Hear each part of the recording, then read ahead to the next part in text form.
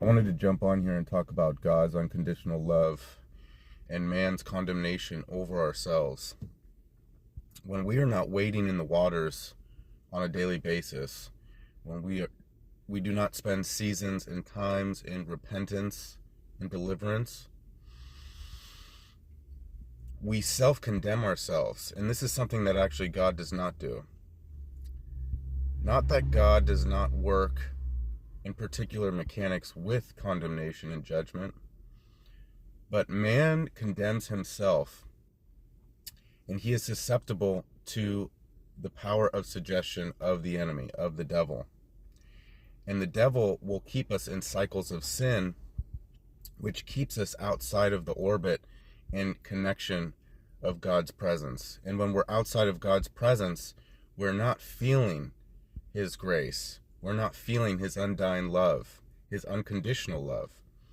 And because man loves conditionally, it's extremely, almost impossible to fully apprehend and understand the depth and intensity of God's unconditional love. Many of us, on a super subconscious level, actually do not even fully feel like we deserve God's love in one way or another. This also translates to being in a romantic relationship, or the dynamics between a mother and father and the child. Because if an individual has not been delivered into holiness and righteousness, on some level, subconsciously, we hold on to something that aligns with insecurity, doubt, fear, guilt, shame. And all of these seeds of fear ultimately keep us in a position where we feel like we don't deserve to be loved. This translates into being with a romantic partner all the time.